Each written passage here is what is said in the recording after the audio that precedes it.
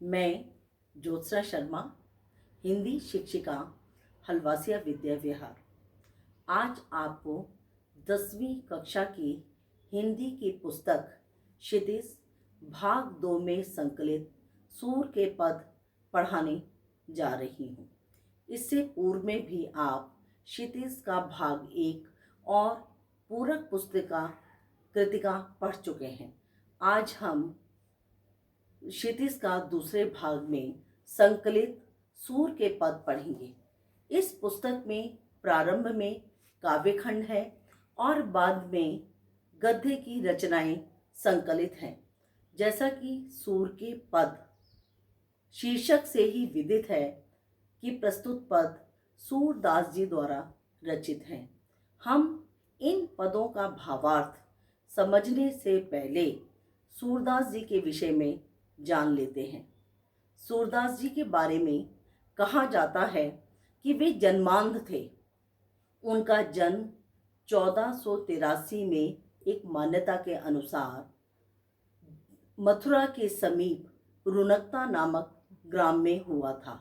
एक मान्यता यह भी कहती है कि उनका जन्म दिल्ली के समीप सीही नामक स्थान में हुआ था और उनकी मृत्यु 1583 में पारसौली में हुई। सूरदास जी ब्रज भाषा के अत्यंत उत्कृष्ट कवि हैं। उनकी रचनाओं में ब्रज भाषा का अत्यंत निखरा हुआ रूप हमें देखने को मिलता है। उनके द्वारा रचित 3 ग्रंथ हैं, सूर सागर, साहित्य लहरी और सूर सारावली। उनकी रचना सूर सागर सबसे अधिक लोकप्रिय हुई। सूर सागर में संकलित भ्रमर गीत खंड के 4 पद आपकी पुस्तक में दिए गए हैं।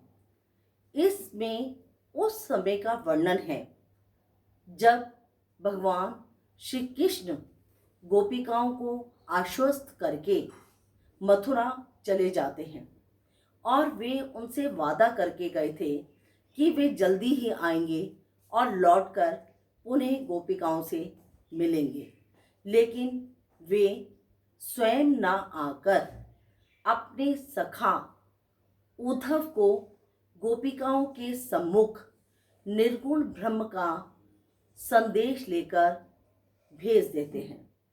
गोपिकाएं उद्धव के निर्गुण ब्रह्म के संदेश और योग साधना के संदेश को सुनने से इनकार कर देती हैं, क्योंकि वे ज्ञान मार्ग की बजाय प्रेम मार्ग को पसंद करती थी।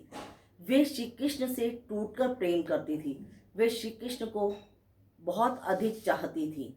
उन्हें लगता है कि उद्धव जो श्री कृष्ण के परम सखा हैं और वे निर्गुण ब्रह्म का संदेश लेकर उनके सम्मुख आए हैं, इसका मतलब वो जब प्रेम को जानते ही नहीं, श्री कृष्ण के समीप रहकर भी उनके प्रेम के धागे में नहीं बंधे, तो वे भला गोपिकाओं की विरह की वेदना को कैसे समझ पाएंगे। इसलिए गोपिकाएं बहुत आकुल व्याकुल हो जाती हैं और वे उद्धव के निर्गुण ब्रह्म के संदेश को अपनाने से इनकार कर देती हैं। उसी समय एक भवरा यानी भौरा, एक भवरा वहां उड़कर आ जाता है। गोपिकाएं भवरे को आलंबन बनाकर उद्धव पर कटाक्ष करती हैं और उन पर व्यंग्य बाण कसती हैं, क्योंकि वे उद्धव को अभागा मानती हैं। यहाँ पर गोपिकाओं ने देखिए पहले पद में जैसे उधो तुम हो अति बड़भागी। बड़भागी से अभिप्राय होता है भाग्यशाली, लेकिन वास्तव में गोपिकाएं या उद्धव को भाग्यशाली नहीं कहना चाहती, वो तो उन्हें अभागा बताती हैं। वास्तव में जो श्री कृष्ण के इतना समीप रहे और फिर भी उनके प्रेम से अलिप्त रहे, तो वास्तव में इस संसार में उससे अभागा कौन होगा। इसलिए गोपिकाएं उद्धव पर व्यंग्य कसते हुए कहती हैं, हे उद्धव, तुम तो वास्तव में बहुत बड़े अभागे हो। अपरस रहत स्नेह तगाते। अपरस माने अलिप्त रहना, अछूते रहना। हे उद्धव, तुम तो श्री कृष्ण के प्रेम से बिल्कुल अछूते हो। तुम श्री कृष्ण के प्रेम रूपी धागे में बंधे ही नहीं, अर्थात तुमने तो कभी श्री कृष्ण से प्रेम ही नहीं किया। ना ही न मन अनुरागी, तुम्हारे मन में कभी भी अनुराग अर्थात प्रेम का भाव उत्पन्न ही नहीं हुआ। पुरइन पात रहत जल भीतर, जिस प्रकार, पुरिन माने कमल, जिस प्रकार कमल का पत्ता कीचड़ में रहता है और कीचड़ में रहने के पश्चात भी उसके ऊपर बिल्कुल भी उसका प्रभाव नहीं रहता। तारस देह न दागी, अर्थात उसके ऊपर उसका बिल्कुल भी प्रभाव नहीं पड़ता। जो जल माह तेल की गागर, जिस प्रकार तेल से भरी हुई गागर अर्थात मटके को जल में डुबोने के उपरांत भी उसके ऊपर जल की एक बूंद भी ठहर नहीं पाती, उसके ऊपर बिल्कुल भी पानी उसे स्पर्श नहीं कर पाता, क्योंकि वो चिकना होता है और वो उससे फिसल कर गिर जाता है। तो इसलिए वो कहती हैं कि जिस प्रकार तेल से भरी हुई गागर को जल में डुबोने के उपरांत भी उसके ऊपर जल की एक बूंद भी ठहर नहीं पाती। प्रीति नदी में पाँव न बोरो। हे उद्धव, तुमने तो प्रेम रूपी नदी में अपने पैरों को भिगोया ही नहीं। बोरियो माने डुबोना, भिगोना। यहाँ पाँव से अभिप्राय है पैर। यहाँ उद्धव से गोपिकाएं कहती हैं, हे उद्धव, तुमने तो प्रेम रूपी नदी में अपने पैरों को डुबोया ही नहीं। दृष्टि न रूप परागी, और तुम्हारी दृष्टि कभी किसी के प्रेम पर, किसी के प्रेम में अनुरक्त नहीं हुई, अर्थात तुम कभी किसी पर मुख भी नहीं हुए। सूरदास अबला हम भोरी। यहाँ सूरदास जी कहते हैं, गोपिकाएं कहती हैं, हम तो भोली भाली निरीह अबलाएं हैं, अर्थात स्त्रियां हैं।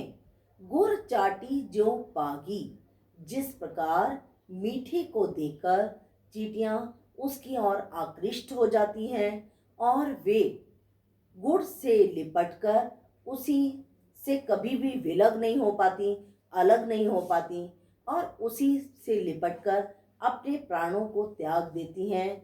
उसी प्रकार हम भी श्री कृष्ण के प्रेम में पूरी तरह बंधी हुई हैं। हम श्री कृष्ण के बिना स्वयं की कल्पना भी नहीं कर सकते, क्योंकि गोपिकाओं को उद्धव का योग संदेश बिल्कुल नीरस और शुष्क सा लगा था।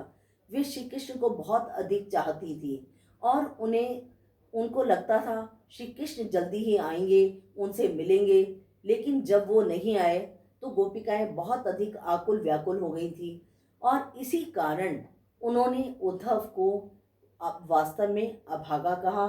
क्योंकि ये सबसे बड़ी बात है कि श्री कृष्ण के वो कितने परम सखा थे, कितने बड़े मित्र थे, हमेशा उनके समीप रहते थे। तो वो व्यक्ति वास्तव में अभागा होगा जो कृष्ण के समीप रहकर भी उनसे प्रेम ना करे। इसलिए यहाँ पर गोपिकाएं उद्धव को अभागा कहती हैं। मुझे उम्मीद है आपको इस पद समझ आ गया होगा। अगला पद हम अगले वाली वीडियो में करेंगे।